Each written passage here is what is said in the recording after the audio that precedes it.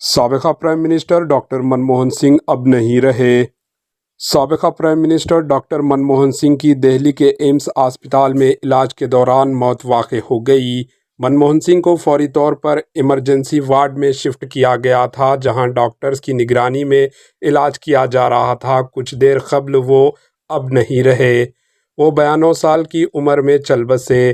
اطلاعات کے مطابق سابقہ prime minister doctor Manmohan Singh کی طبیعت جمعرات کی شام اچانک خراب ہو گئی، جس کے بعد انہیں فوری طور پر دہلی کے ایمس اسپتال منتقل کیا گیا، جہاں انہیں ایمرجنسی وارڈ میں رکھا گیا۔ علاج کے دوران ان کی موت واقع ہو گئی۔ Bureau report, AHN news.